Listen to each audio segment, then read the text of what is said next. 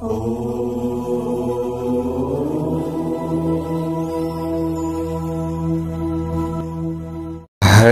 ओम स्वस्ति श्री गणेशाय नमः। ओम नमो भगवते वासुदेवाय। यौतौ शंख कपाल भूषित करो मालास्ति मालाधरौ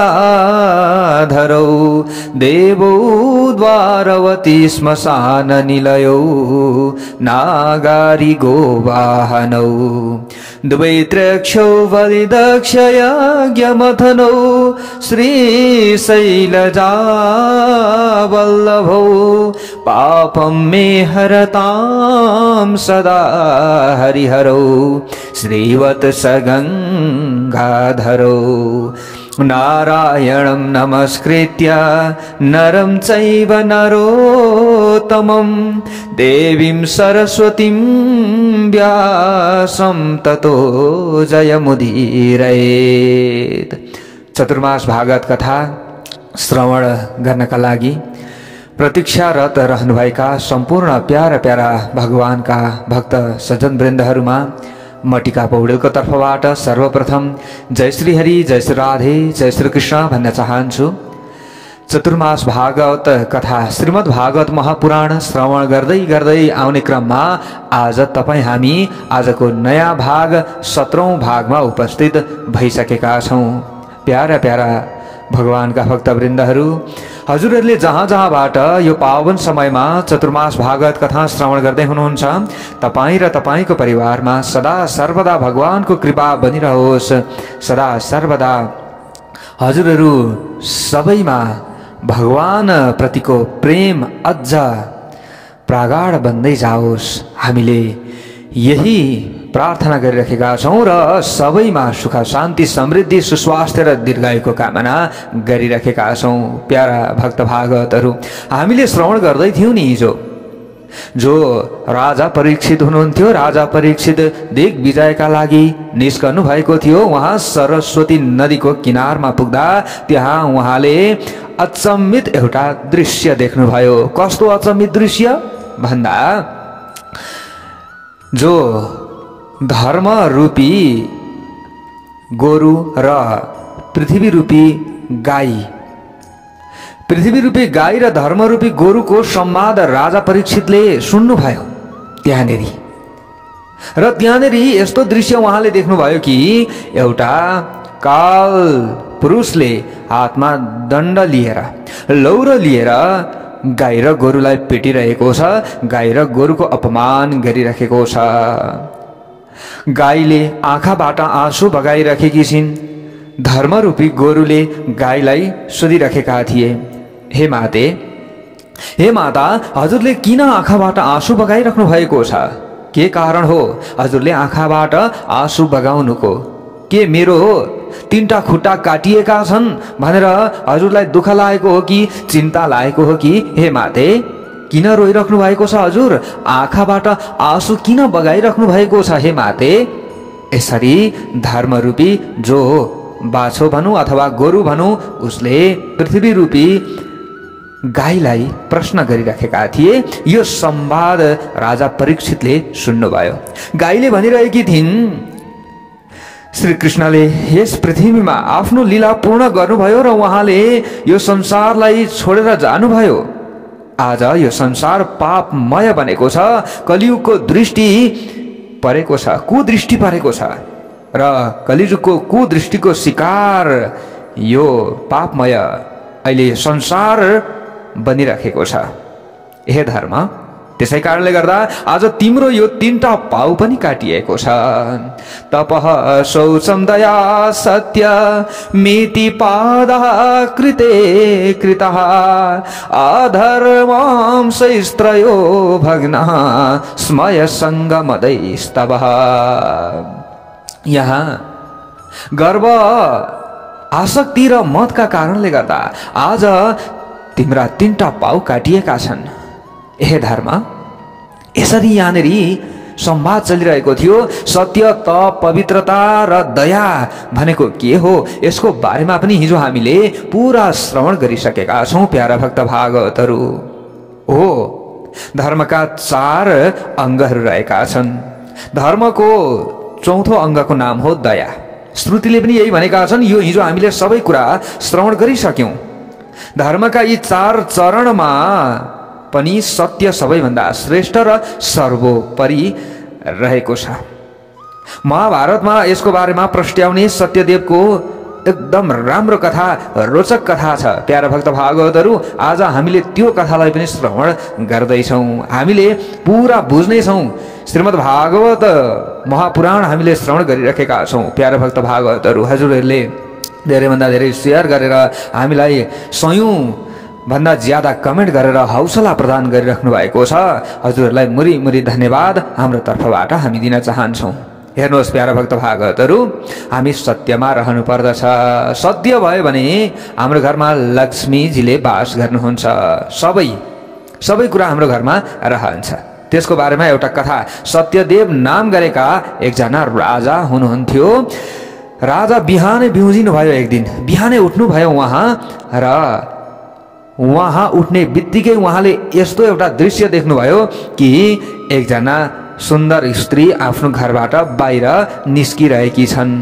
सत्यदेव राजाले यो देख्नुभयो। राजाले आश्चर्य मान्नुभयो र उहाँले हतार हतार स्त्रीलाई सोध्नुभयो, ती देवीलाई सोध्नुभयो, ए देवी, तिमी को हौ? किन मेरो घरबाट बाहिर निस्किँदैछौ? ती देवीले उत्तर दिइन्, मेरो नाम हो हे राजन लक्ष्मी। म को हुँ? लक्ष्मी हुँ। म तपाईको घरबाट जान लागेकी छु। अब किन जान लागेकी छिन्, के हो यो कारण सोध्नु भएन। ल ठिकै छ, तिमी जाने ल जाऊ, बिदा दिनुभयो। हेर्नुहोस् है, सत्यदेव राजाले अब केही बेर पछाडि, केही क्षण मात्रै व्यतीत भएको थियो, फेरि एउटा सुन्दर पुरुष आफ्नो घरबाट बाहिर निस्किँदैछ। सत्यदेव राजाले फेरि यस्तो दृश्य देख्नुभयो। हेर्नुहोस्, धर्मात्मा राजा हुनुहुन्थ्यो, सबै कुराको अनुभव गर्न सक्नुहुन्थ्यो उहाँले। राजाले उसलाई पनि सोध्नुभयो, तिमी को हौ? किन मेरो घरबाट बाहिर निस्किँदैछौ? मैले त पसेको पनि देखेको थिइनँ, तर बाहिर निस्किँदैछौ, के हो यो? उसले जवाब दिए, म के हुँ? दान हुँ। हेर्नुहोस् है, लक्ष्मी पनि मूर्तिमान भनेर बाहिर निस्किँदैछन् सत्यदेवको घरबाट, दान पनि मूर्तिमान पुरुष भनेर बाहिर निस्किँदैछन्। जवाब दिए ती पुरुषले, म के हुँ? दान हुँ। लक्ष्मी नै तपाईको घरमा नबसिसकेपछि अब तपाईले कसरी दान गर्न सक्नुहुन्छ? तपाईसँग धन सम्पत्तिको कमी हुन्छ, दान गर्न सक्नुहुन्न। त्यसैले म पनि लक्ष्मीकै साथमा अब गइरहेको छु हे राजा। राजाले उसलाई पनि जाऊ जाऊ भनेर अनुमति दिनुभयो। हेर्नुहोस् है प्यारा भक्त भागवतहरू, हामी सुन्दै अगाडि बढौँ है त। फेरि अर्को केही क्षण मात्रै व्यतीत भएको थियो, फेरि एउटा तेस्रो पुरुष घरबाट बाहिर निस्किरहेको छ। सत्यदेव राजाले यस्तो देख्नुभयो। राजाले उसलाई सोध्नुभयो, तिमी को हौ? उसले भन्यो, म सदाचार हुँ। सदाचार हुँ म। जब लक्ष्मी र दान रहेनन् भने म पनि बसेर के गरौँला रहे राजा तपाईको दरबारमा? राजाले उसलाई पनि ल जाऊ तिमी पनि भनेर अनुमति दिनुभयो। फेरि केही क्षण पछाडि हेर्नुहोस् है, अर्को फेरि सुन्दर पुरुष बाहिर निस्किरहेको राजाले देख्नुभयो। राजाले सोध्नुभयो, तिमी को हौ? तिनले भने, म यश हुँ। जहाँ लक्ष्मी, दान र सदाचार हुँदैनन् भने त्यहाँ म बस्न सक्दिनँ। हेर्नुहोस् है प्यारा भक्त भागवतहरू, जहाँ लक्ष्मी हुँदिनन्, जहाँ हामीले चाहिँ दान गर्दैनौँ अथवा दान रहँदैनन्, सदाचार रहँदैन, त्यहाँ आचार विचारको ख्याल नै हुँदैन, केही पनि हुँदैन भने त्यहाँ यश हुँदैन। यानि कि हामीमा यश हुँदैन, हामी कसैको प्रशंसाको पात्र पनि बन्दैनौँ। त्यो समयमा हामीले यो कुरा बुझ्नु पर्दछ यहाँबाट। यश, म यश हुँ, म तपाईको घरबाट निस्किँदैछु। राजाले भन्नुभयो, ल ठिकै छ, तिमी पनि जान चाहन्छौ, ल सबैले छोड न त मलाई, जाऊ जाऊ। जान दिनुभयो। राजालाई थाहा छ, राजा पनि बुझ्ने हुनुहुन्छ। हेर्नुहोस् है, अब राजाले कसलाई चाहिँ रोक्नुहुन्छ त? कति बुद्धिमानी हुनुहुन्छ राजा। हेर्नुहोस् है प्यारा भक्त भागवतहरू, अब केही बेर पछाडि अर्को एउटा सुन्दर युवक घरबाट बाहिर निस्किरहेको छ। राजाले उसलाई सोध्नुभयो, तिमी मेरो घरबाट बाहिर निस्कँदैछौ, परिचय दिएर जाऊ। ती पुरुषले भने, हे राजन, म चाहिँ के हुँ? सत्य हुँ। म के हुँ? सत्य हुँ। जब तिम्रामा लक्ष्मी, दान, सदाचार र यश बस्दैनन् भने म एक्लै यहाँ कसरी बसौँ? म पनि उनीहरूसँगै जान्छु। तब अब सत्यदेव राजाले भन्नुभयो, मैले तिमीलाई कहिले पनि छाडेको छैन भने तिमीले मलाई किन छाडेर जान लागेका? म त सत्यमा रहन्छु, सधैँ सत्य बोल्छु, सत्य व्यवहार सबैसँग गर्छु, ढाँड छल कपड मैले गर्दिनँ, सबै जनताको पालन मैले गरिरहेको छु। हे सत्य, म सत्यमा रहेको छु भने मैले नचाहँदा नचाहँदै किन तिमीले मलाई छोडेर जाँदैछौ? अरूलाई त मैले अनुमति दिएँ। तिमीलाई साथमा राख्नका लागि नै मैले लक्ष्मी यश आदिको त्याग गरेको छु, सबैलाई मैले त्याग गरेको छु। सत्यलाई साथमा राख्नका लागि म तिमीलाई जान दिन्न। तिमीलाई चाहिँ म मेरो पासमा जसरी भए पनि राख्छु। तिमीले मलाई छाडेर जान्छौ भने त मेरो सर्वस्व लुटिनेछ। हे सत्य, राजाको यस प्रकारको प्रार्थना सुनिसकेपछि अब सत्यले विचार गरे, ल ठिकै छ, अब राजा सत्यवादी हुनुहुन्छ, त्यसो भए म जाँदिनँ। सत्य गएन, अब सत्य रोकिए। हेर्नुहोस् है प्यारा भक्त भागवतहरू, सत्य रोकिसकेपछि अब यहाँ के भयो त भन्दा सत्य नै नगएपछि अब अघि गएका थिए नि जो लक्ष्मी, दान, सदाचार, यश, यी सबै अब फर्केर आउन लागेछन्। हेर्नुहोस् है प्यारा भक्त भागवतहरू, महाभारतमा यस्तो विचित्रको कथा छ। हेर्नुहोस्, यो इतिहास हो, फेरि साक्षात सत्यदेव नाम गरेका राजाको। प्यारा भक्त भागवतहरू, ख्याल ठट्टा छैन, हामीले बुझ्नुमा कुरा छ, यहाँनिर बुझ्ने कुरा छ। जहाँ सत्य रहन्छ नि, सत्य रहिसकेपछि अब फेरि फर्केर पस्न लागेछन्। अघि त सबैलाई त्याग दिनु भएको थियो नि राजाले, लक्ष्मी, दान, सदाचार, यश, यी सबै अब फर्केर आउन थाले। राजा छक्क पर्नुभयो, ओहो धन्न मैले सत्यलाई जान दिनछु। सत्य ममा रहेका कारणले गर्दा आज यिनीहरूलाई मैले विदा गरेको थिएँ, तर आफै मेरो पछि यिनीहरू लागेका छन्। भक्तवत्सल भगवानको जय होस्। त्यसैले हामीले भन्छौँ नि, हामी धन धन धन भनेर लक्ष्मीका पछि मात्रै लाग्नका लागि विभिन्न उपाय गर्ने होइन कि हामीले सत्यमा रहियो, आफ्नो कर्म गरियो, हामीले सद सोचेर अगाडि बढ्यो भने यसरी हेर्नुहोस् त, लक्ष्मी फेरि फर्केर आइन् नि, हो त्यसरी नि लक्ष्मी पनि हाम्रो पछि लाग्नुहुन्छ। लक्ष्मीलाई चाहिँ हाम्रो पछि लगाउने प्रयत्न गर्नु पर्यो नि त। हामी चाहिँ लक्ष्मीको पछि लाग्यो भने त हामी पतित भइहाल्छौँ नि भोलि फेरि, प्यारा भक्त भागवतहरू। त्यसैले हामीले यस्तो कर्म गरौँ कि लक्ष्मीजीलाई नै हामीले हाम्रो घरभित्र राख्ने प्रयत्न गरौँ, दानलाई हामीले अपनाउने प्रयत्न गरौँ, सदाचारलाई अपनाउने प्रयत्न गरौँ, यशलाई भित्र्याउने प्रयत्न गरौँ। हामीले यो प्रयत्न गरियो भने हामी महान हुन्छौँ। प्यारा भक्त भागवतहरू, जहाँ सत्य हुन्छ त्यहाँ लक्ष्मी, दान, सदाचार र यसले आउनै पर्दछ। बिना सत्य यी सब व्यर्थ हुन्छन्। त्यसकारण सत्य नै सर्वस्व हो। हेर्नुहोस् है प्यारा भक्त भागवतहरू, अब राजाले बुझे यहाँनिर र उनी सत्यमा जहिले तहिले रहिरहेर उनको कल्याण पनि भयो। भक्तवत्सल भगवानको जय होस्। यहाँनिर हामीले बुझ्नुपर्ने कुरा यस्तो छ, बाँकी चार सम्पत्तिहरू गए पनि केही चिन्ता छैन। यहाँ सन्त महन्त आदिले भन्नुहुन्छ, विद्वान आदिले भन्नुहुन्छ कि केही पनि चिन्ता छैन, तर सत्यलाई चाहिँ नत्याग्नु, सत्यबाट नडग्नु। सत्य रह्यो भने सब थोक रहन्छ। सुतजीले अगाडि गएर भन्नुहुन्छ, सत्य, तप, पवित्रता र दान धर्मका प्रधान अङ्ग हुन्। यी चारैको समन्वय नै के हो? धर्म हो। यी चार तत्त्वहरूबाट जो परिपूर्ण हुन्छ त्यही व्यक्ति के हो? धार्मिक हो। हामी धार्मिक भन्छौँ नि। धार्मिक कस्तो व्यक्ति हुँदा रहेछन् त भन्दा यी धर्मका चारवटा अङ्गलाई नै जसले ग्रहण गर्न सक्दछ, यी तत्त्वहरूबाट जो परिपूर्ण हुन्छ त्यो व्यक्ति के हो? धार्मिक हो। जो धार्मिक छ ती व्यक्तिका घरमा अवश्य पनि भगवती लक्ष्मीजीले वास गर्नुहुन्छ। प्यारा भक्त भागवतहरू, हामीले यो बुझ्नु पर्दछ कि सत्य युगमा यी चारै तत्त्व थिए धर्मका। फेरि त्रेता युग लागिसकेपछि सत्य हराएर गयो। हेर्नुहोस् प्यारा भक्त भागवतहरू, द्वापरमा सत्य र तप पनि रहेनन् र कलियुगमा सत्य र तपसँगै पवित्रता पनि हिँडिहालेको छ। अहिले कलियुगमा केवल दान रहेको छ। कलियुगमा दान नै प्रधान मानिएको छ। दान मे कम कलौ युगे। कलियुगमा के गर? आफूले सकेको दान गर। हेर्नुहोस् प्यारा भक्त भागवतहरू, सकेको आफ्नो जीविका सकेर होइन, फेरि जसले फेरि जीविका सकेर दान गर्छ ती व्यक्तिहरू फेरि सर्वस्व उनीहरूको हरण हुन्छ। त्यसैले आफूले राखेर अलिकति थोरै 100 रुपियाँ कमाइन्छ भने 10 रुपियाँ यसो दान गरियो भने धनको शुद्धि भयो, मनको सबै शुद्धि भएर जान्छ। सबै हेर्नुहोस्, त्यो रहेको धनले हामीले किनेर खाएको अन्नको पनि शुद्धि हुन्छ। हामीले त्यो धनले, बचेको धनले चाहिँ हामीले जुन राखेका छौँ नि, 100 रुपियाँ कमायौँ, 10 रुपियाँ हामीले दान गरियो भने 90 रुपियाँलाई त हामीले केही न केहीमा त प्रयोग गर्छौँ। हो, यो प्रयोग गरेको जुन हामीले चाहिँ चिजवस्तुहरू छ, किनेर प्रयोग गरेको चिजवस्तुहरू, त्यो धनद्वारा हो, यो प्रयोगले हामीलाई अवश्य पनि राम्रो गर्छ। हामीले त्यसबाट केही चाहिँ वस्त्रहरू किनेर लगायौँ, कपडा, अथवा हामीले पैसा जम्मा गर्दै गर्दै कहीँ भूमि, घर, घडेरी किन्यो भने पनि त्यहाँ साक्षात् भगवानको वास रहन्छ। हामीले यसरी बुझ्नु पर्दछ प्यारा भक्त भागवतहरू।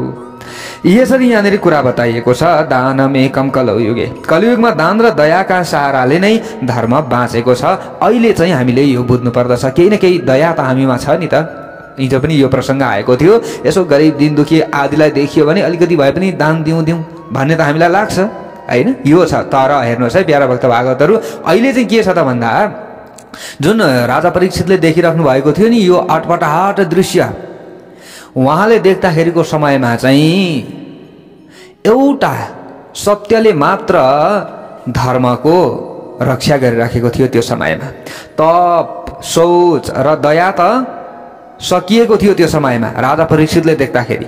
र सत्यलाई पनि डगाउनका लागि, सत्यलाई पनि मास्नका लागि कलिजुगले प्रहार गरिरहेको थियो, प्रहार गरिराखेको थियो त्यो समयमा। हेर्नुहोस् त, र धर्मका यी 3टा पाउ काटिएका थिए, तप, पवित्रता, शौच माने पवित्रता र दया रूपी धर्मका 3टा पाउ काटिएका थिए। केवल एउटा सत्यले मात्र धर्म त्यो समयमा उभिराखेका थिए, धर्म रूपी गोरु उभिराखेका थिए। हामीले हिजो बुझेका थियौँ नि, साँडे गोरु माने ज्ञानको प्रतीक हो। हामीले यसरी बुझ्नु पर्दछ प्यारा भक्त भागवतहरू। हामीले यो सबै कुरा हिजो बुझिसकेका छौँ, हामीले जानिसकेका छौँ। त्यसैले हामीले अब यहाँनिर अगाडि हामीले कथाहरू श्रवण गर्दै जान्छौँ कि अझै रोचक कथाहरू आउनेछन् प्यारा भक्त भागवतहरू। हजुरहरूले श्रवण गरिराख्नु भएको छ। राजा परीक्षितले यस्तो अटपटाहट दृश्य देख्नु भएको छ। एउटा गोरु केवल एउटा खुट्टाले उभिएको छ प्यारा भक्त भागवतहरू। हेर्नुहोस् त, अब यहाँनिर के भइरहेको छ त भन्दा, एउटा मानिस त्यसलाई लठीले कुटिरहेको छ। कसलाई? गोरुलाई, गाईलाई पनि। राजाले गोरुसँग सोध्नुभयो, तिम्रा 3 खुट्टा कसले काटिदियो हे गोरु, तिमी को हौ? पहिले त गोरुलाई सोध्नुभयो। धर्मरूपी गोरुले भने, राजन, मेरा यी खुट्टा कसले काटे र कसले दुःख दिइरहेको छ भनेर आजसम्म मैले निर्णय गर्नै सकेको छैन। कोही कालले दुःख दिइरहेको छ भन्छन्, कोही कर्मले मनुष्यलाई दुःख दिन्छ भन्छन्, कोही दुःखको कारण आफ्नो स्वभाव हो भन्छन्, कसैले भन्छन् यो ग्रहको कारणले हो है भन्छन्। अब यो दुःखको कारण मैले के बताऊँ, कसलाई दोष दिनु? मैले आफ्नो स्वभाव शान्त राख्नु पर्दछ। मैले त यही बुझेको छु, काल, कर्म र स्वभाव नै जीवलाई दुःख दिने यी कारणहरू हुन्। म त यस्तो ठान्दछु। अब अरू मैले के भन्ने, कसलाई दोष दिने मैले? अब काललाई दोष दिउँ कि, कर्मलाई दोष दिउँ कि, स्वभावलाई दोष दिउँ कि यसलाई मात्रै हो भनेर म भन्दिनँ। यो सबै दुःखका कारण होलान्। मलाई त यस्तो लाग्छ। अब के हो यो मैले बुझ्नै सकेको छैन हे राजन। मेरो दुःखको कारण आफै हजुरले विचार गर्नुहोस्। तुरुन्त धर्मले यसो भन्ने बित्तिकै राजाले थाहा पाउनुभयो कि ती गाई गोरुलाई सताउने त्यो कठोर पुरुष कली नै हो पक्कै। गाई र गोरुलाई सताउनेवाला जुन त्यो कठोर पुरुष रहेको छ, यो पक्कै कलियुग नै हो र कली नै धर्मनिष्ठहरूलाई सताउँदो रहेछ। उनी कलीलाई दण्ड दिन तुरुन्त तयार भए। अब हेर्नुहोस् है प्यारा भक्त भागवतहरू। र परीक्षितले पनि बुझ्नुभयो कि यी साक्षात धर्म हुन्, किनभने धर्मले कसैलाई पनि दोष दिँदैनन्, कसैलाई पनि दोष दिएनन् नि त। यो कसको कारण हो, दुःखको कारण मलाई कहाँबाट दुःख आइलाग्यो यो मलाई थाहा छैन हे राजन, आफै विचार गर भन्ने बित्तिकै बस मैले तपाईँलाई चिने, तपाईँ के हुनुहुन्छ? धर्म हुनुहुन्छ। यी साक्षात धरणी पृथ्वी हुनुहुन्छ र यो तपाईँहरूलाई सताइरहेको छ जो, यो पक्कै पनि कली नै हुनुपर्दछ, कली नै हुनुपर्दछ। किनभने मैले सन्त महन्त पुरुषहरूबाट अलिअलि बुझेको छु, जानेको छु कि मेरा जो पूर्वज हुनुहुन्थ्यो युधिष्ठिरजीलाई भन्नुभएको थियो नारदजीले एकचोटि अगाडिको समयमा। अब 6 महिना पछाडि कलिजुग लाग्नेछ है, कलिजुगले प्रवेश गर्नेछ तपाईँको राज्यमा भनेर भन्नुभएको थियो। अरे यो मैले कता कता सुनेको थिएँ, पक्कै पनि यो कलिजुग हुनुपर्दछ भनेर राजा परीक्षितले बुझ्नुभयो। र राजा परीक्षितले कलिजुगलाई अब दण्ड दिनका लागि तयार हुनुभयो। तुरुन्त जो धरती माता गाई रूपमा परिणत हुनुभएको थियो उहाँ रोइराख्नु भएको थियो। राजा परीक्षितले भन्नुभयो, मा रोदि तम्ब भद्रम ते खलानाम मही शास्तरी। हे माता, तपाईँ अब रुनु पर्दैन, जबसम्म यो परीक्षित जीवित छ तपाईँले अब रुनु पर्दैन। हे धर्म, तपाईँले पनि अब दुःख मान्नु पर्दैन। हाम्रो जो रक्षक हुनुहुन्थ्यो भगवान श्रीकृष्ण, हाम्रा पूर्वजहरूको रक्षक हुनुहुन्थ्यो, उहाँले यो पृथ्वीलाई छोडेर जाने बित्तिकै यो पृथ्वीमा कलिजुगले आक्रमण गरिहाल्यो। अब यो कलिजुग बाँच्नेवाला छैन। ए कली, अब त मर्नेछस्, अब त दण्डको भागी हुनेछस्। जसले जहिले तैले गाईको सेवा गर्नुभयो उनी प्रभु परमात्माले आज त्यस्ता धर्मनिष्ठ मेरा पूर्वजहरू पनि आफ्नो बाटो लागिसक्नु भएको छ र उनी प्रभु परमात्मा पनि आफ्नो बाटो लागिसकेपछि त यस्तो दुष्ट भनेर यो पृथ्वीमा प्रवेश गरेको छस्, मेरो राज्यमा तैँले प्रवेश गरेको छस्, अब त बाँच्नेवाला छैनस्। तुरुन्त खड्ग निकाल्नु भयो। राजा परीक्षितले दिनवत शरणम गतः, हतार हतार अब त्यो कलिजुगले आफ्नो मुकुट उतारेर राजा परीक्षितको चरणमा राखिदियो। भक्तवत्सल भगवानको जय होस्। त्राहिमाम त्राहिमाम, हे राजन मेरो रक्षा गर्नुहोस्, मेरो रक्षा गर्नुहोस्। मैले गाई र गोरुलाई दुःख दिइरहेको थिएँ, दण्ड लगाइरहेको थिएँ, दण्ड मैले कुटिरहेको थिएँ, तर हजुरले आएर आफ्नो पूर्वजहरूको बखान गर्नुभएको छ। म कलिजुग नै हुँ, ठिक हजुरले चिन्नुभयो, तर मलाई रक्षा गर्नुहोस्। हे राजन, मलाई रक्षा गर्नुहोस्। तुरुन्त राजा परीक्षितजीले भन्नुभयो, किन रक्षा गर्ने तेरो, मैले त यहाँबाट तुरुन्त अहिले निक्लेर गइहाल। ल ठिकै छ, मेरो शरणमा परिस्, शरणमा पर्नेवालालाई मार्नु हुँदैन भनेर मेरा पूर्वजहरूले मलाई ज्ञान दिनुभएको छ, त्यसैले तँलाई म मार्नेवाला छैन, तर तुरुन्त त अहिले यो राज्यलाई छोडेर बाहिर निस्किहाल। यसरी भन्नुभयो राजा परीक्षितजीले। तर अब कलिजुगले भन्यो, हे महाराज, म कहाँ जाउँ, कहाँ जाउँ, म सबैतिर हजुरकै राज्य छ, सबै पृथ्वीमा हजुर नै राजा हुनुहुन्छ, यो सबै हजुरकै राज्य छ भने अब हजुरको राज्यलाई छोडेर म कहाँ जाउँ। त्यसैले म त हजुरको शरणमा आएको छु, म त हजुरको शरणमा आएको छु। कलिजुगले यसरी प्रार्थना गरिरहेको छ। प्यारा भक्त भागवतहरू, राजा परीक्षितलाई अब मलाई हे राजन हजुरले निवास दिनुपर्दछ, बस्ने ठाउँ दिनुपर्दछ हजुरले। ठिकै छ, कहाँ बस्न चाहन्छस् त बस्न चाहन्छस्, म चाहन्छु, तर बस्नका लागि कसैलाई बास दिनुभन्दा पूर्व तिम्रो बारेमा पनि त सबै कुरा जान्नु त पर्दछ नि। कसैलाई आफ्नो घरमा बास दिनुभन्दा पूर्व ऊ कहाँबाट आएको हो, किन आएको हो, ऊ कस्तो स्वभावको छ, यो सबै कुरा बुझ्नुपर्छ कि पर्दैन? पर्छ। त्यसो भए एकली ल भन, तिमीभित्र के दुर्गुणहरू रहेका छन् र के सगुण रहेको छ, यसको बारेमा बताऊ। कलिजुगले उत्तर दिए, हे राजन, अब दुर्गुणको बारेमा त यो बयान गरेर सकिँदैन, कति छन् दुर्गुण ममा, हरेक दुर्गुणले भरिएको म छु। तर महाराज, एउटा सगुण ममा छ, एउटा गुण ममा छ, जुन गुण तपाईँले सुन्नुभयो भने, म भित्र रहेको त्यो गुणलाई तपाईँले सुन्नुभयो भने तपाईँ प्रसन्न बन्नुहुनेछ। के हो त त्यस्तो गुण, भन्। राजा परीक्षितले सोध्नुभयो। त्यस पछाडि कलिजुगले भने, यत् फलं नास्ति तपसा न योगेन समाधिना तत्फलं लभते सम्यक कलौ केशव कीर्तनात्।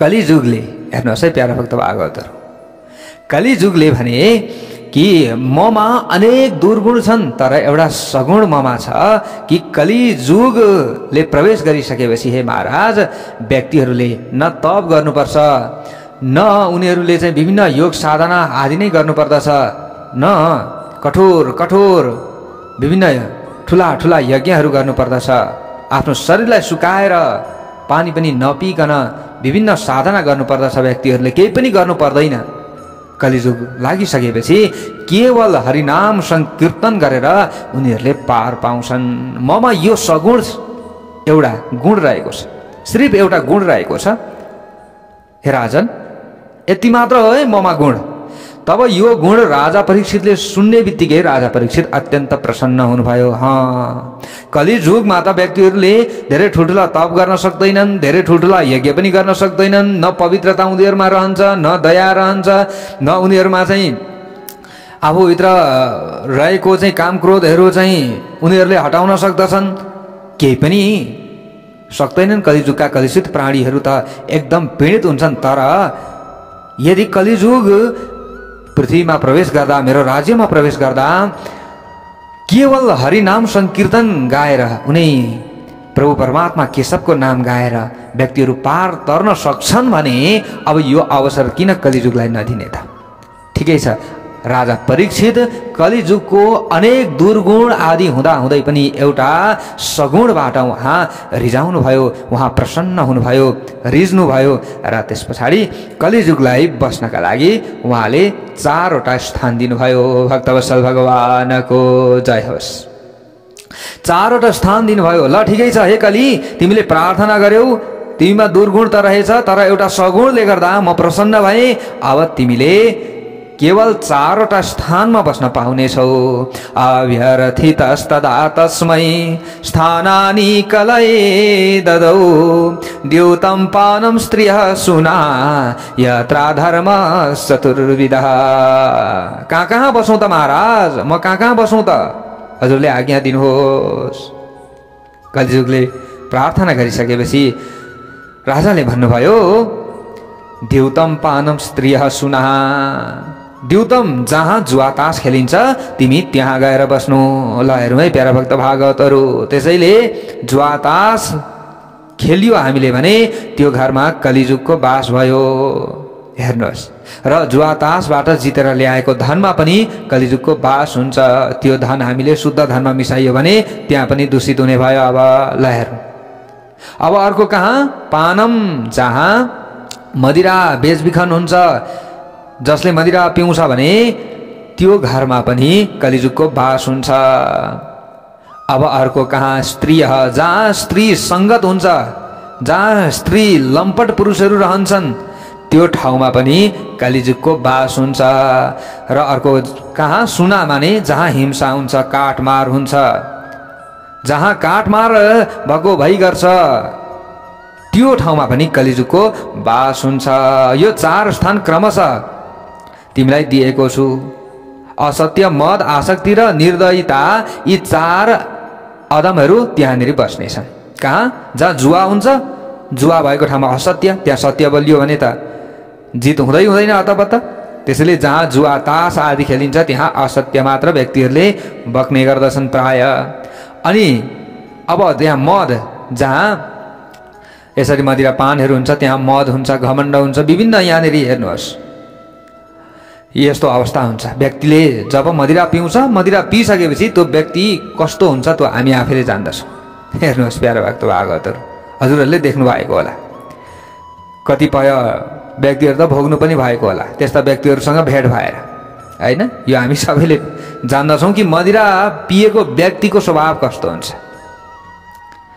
हजुरहरूले पक्कै पनि यो बुझ्नु भएको छ अब अर्को जहाँ स्त्री संगत हुन्छ त्यहाँ आसक्ति हुन्छ एकदम आसक्ति व्यक्ति अब अर्को हिंसा जहाँ हिंसा हुन्छ त्यहाँ निर्दयता एकदम व्यक्ति कठोर हृदयको हुन्छ त्यहाँ दया भन्ने उसमा हुँदै हुँदैन यी 4 अदमहरू त्यहाँ बस्नेछन् जुवा रक्सी स्त्री संगत र हिंसा भएको ठाउँमा यसरी राजा परीक्षितले 4वटा स्थान दिनुभयो प्यारा भक्त भागवतहरू जुवा र फोकटको धन जसको घरमा आउँछ नि त्यहाँ कली साथमै आउँछ यो हामीले बुझ्नु पर्नेछ साधु सन्त महन्त आदिले यही बताउनु भएको छ।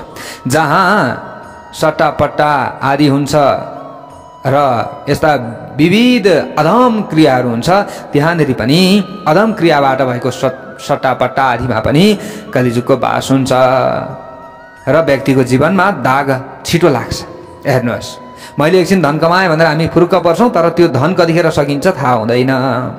कलिले चाहिँ एकदम झगडिएको धन हामीले प्राप्त गरियो भने त्यो धन स्थिर हुँदैन। यसरी राजा परीक्षितले कलिजुगलाई 4वटा स्थान बस्नका लागि दिनुभयो। 4वटा स्थान बस्न दिइसकेपछि अब कलिजुगलाई सन्तोष भएन।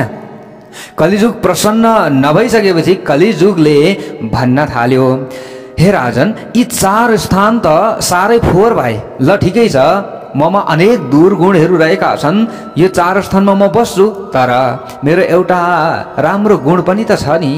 हे राजन, त्यसै कारणले त हजुरले मलाई राज्यमा बस्ने अनुमति दिनुभएको छ। अब राज्यमा बस्नका लागि पनि कुन कुन स्थानमा म बसौँ त भन्नका लागि हजुरले स्थान पनि दिनुभयो 4वटा, तर त्यो 4वटा स्थानले मात्र मलाई पुग्दैन। एउटा मेरो पनि गुण राम्रो छ भने हजुरले मलाई एउटा राम्रो बस्ने स्थान पनि दिनुपर्दछ। यसरी प्रार्थना कलिजुगले पुनः गरे। पुनश्च याचमानाय जात रूप मदात प्रभु ततो नृतं मदं कामं रजो वैरं च पञ्चमम्। यसरी फेरि पुनश्च याचमानाय पुनः याचना गरिसकेपछि अब राजा परीक्षितले यसो विचार गर्नुभयो, ल ठिकै छ भनेर उहाँले अर्को स्थान दिनुभयो बस्नका लागि। त्यो स्थान कुन हो? स्वर्ण, यानि कि सुनमा बस्नका लागि अनुमति दिनुभयो। हेर्नुहोस् प्यारा भक्त भागवतहरू, अशुद्ध माध्यमबाट सुवर्ण घरभित्र पस्यो भने, सुन घरभित्र पस्यो भने त्यसमा पनि साथैमा कलिजुगले हाम्रो घरमा प्रवेश गर्दछ। भक्तवत्सल भगवानको जय होस्। हेर्नुहोस् प्यारा भक्त भागवतहरू, धातु नाम अस्मि काञ्चन, यानि कि धातुहरूमा म के हुँ? स्वर्ण हुँ भनेर भगवानले भन्नुभएको छ। एकादश स्कन्धमा हामीले यो श्रवण गर्नेछौँ कि म धातुहरूमा सुन हुँ भनेर भगवानले भन्नुभएको छ। फेरि यता राजा परीक्षितले सुनमा बस्नका लागि कलिजुगलाई स्थान दिनुभयो। अब हामीले कुन धनलाई चाहिँ, कुन सुनलाई चाहिँ शुद्ध सुन मान्ने, कुन सुनलाई चाहिँ अब कलिजुगको बास भएको सुन मान्ने त? साक्षात भगवान श्रीकृष्णले भन्नुभयो कि म धातुहरूमा सुन हुँ भन्नुभयो। त्यसैले सुन त भगवानको स्वरूप पनि भयो। त्यसै कारणले गर्दा सुन लाउनु एकातिर राम्रो पनि भयो, अर्कोतिर नराम्रो पनि भयो। अब हामीले बुझ्नु पर्यो कि खराब कर्मद्वारा हामीले खराब धनलाई बटुलेर सुन किनेर लगाउँछौँ भने त्यो लगाएको सुनमा साक्षात कलिजुगको बास हुन्छ र त्यस्तो खालको सुन हामीले लगाइयो भने हाम्रो बुद्धि भ्रमित हुन्छ। दिमागमा नि नकारात्मक नेगेटिभ थिङ्किङहरू हामीमा रहिरहन्छ, आइरहन्छ र खराब हामीले सोच्दछौँ र हाम्रो बुद्धि भ्रमित भएर जान्छ। जसरी राजा परीक्षितको अब बुद्धि भ्रमित हुन्छ, हेर्नुहोस् है प्यारा भक्त भागवतहरू, कसरी राजा परीक्षितको बुद्धि भ्रमित हुन्छ त्यसरी नै हाम्रो पनि बुद्धि भ्रमित हुन सक्छ। त्यसैले हामीले सुन लगाउँछौँ भने पनि हामीले शुद्ध कर्म गरेर, कहीँ हामीले चाहिँ यस्ता हिंसा आदि नगरिकन, हैन, हामीले चाहिँ सत कर्म गरेर आफ्नो पौरखद्वारा आफूले कमाएको मेहनतको चाहिँ परिश्रमको चाहिँ जुन धन हुन्छ, परिश्रम गरेर ल्याएको धन हुन्छ, त्यसबाट हामीले किनेर लगाएको सुनमा भने साक्षात भगवानको बास हुन्छ। साक्षात भगवान श्रीकृष्ण त्यो सुनमा बस्नुहुन्छ र हाम्रो रक्षा पनि गर्नुहुन्छ। हेर्नुहोस्, नराम्रो मात्र छैन, फेरि राम्रो पनि छ। तर राम्रै कर्म गरेर हामीले कमाएको धनले सुन किनेर लगाउनु पर्यो। भक्तवत्सल भगवानको जय होस्। ल हेर्नुहोस्, हामीले यसरी बुझ्नु पर्दछ। अनीतिद्वारा धन कमाउनेलाई कलियुगले दुःख दिन्छ, उसका सन्तानले पनि दुःख पाउँछन्। उसले त्यो धन आफ्नो हकदारलाई छाड्यो भने त्यसले पनि हकदारलाई समेत दुःख दिन्छ। असत्य, मद, काल, वैर र रजोगुण यी 5 जहाँ हुँदैनन् त्यहाँ पनि सत्य युग नै रहेको हुन्छ। हामीले यसरी बुझ्नु पर्दछ। जसका घरमा नित्य प्रभुको सेवा भइरहन्छ, नित्य भगवानको स्मरण जसले गरिरहन्छ, जसका घरमा आचार विचारको पालन हुन्छ, जसको घरमा चाहिँ श्रीमद् भागवत महापुराणको कथा भइरहन्छ, जसको घरमा श्रीमद् भागवत महापुराणका यी कथाहरू गुन्जिरहन्छन्, जसले श्रीमद् भागवत महापुराणका कथाहरू श्रवण गरिरहन्छन्, बिहान बेलुका ओम नमो भगवते वासुदेवाय जपिरहन्छन्। तुलसीको मोठ जसको घरमा छ, जसको घरमा चाहिँ बिहान बेलुका भगवानका लागि भनेर दियो बलिरहन्छ, जसको घरमा चाहिँ अवश्य पनि भगवानका नाम संकीर्तनहरू भइरहन्छन् भने त्यो घरमा कलिजुगको बास हुँदैन। अब राजा परीक्षितको दिमाग कसरी भ्रमित भएको थियो त? राजा परीक्षितले कस्तो सुन धारण गरेका थिए त? के कारणले गर्दा राजा परीक्षितको दिमाग भ्रमित भयो त? हामीले यो सुन्दर प्रसङ्ग पनि अवश्य श्रवण गर्नेछौँ प्यारा भक्त भागवतहरू। हामीले यहाँ कारण बेगर नै कुनै पनि यहाँनिर कार्यहरू भइरहेको हुँदैन, कुनै न कुनै कारण हुन्छ के। यो कारण हामीले भोलि श्रवण गर्नेछौँ। आजको कथा प्रसङ्गबाट म टिका पौडेललाई बिदा दिनुहोस्। आज कलिजुगलाई बास दिनुभएको छ राजा परीक्षितले। श्री कृष्ण भगवानको जय।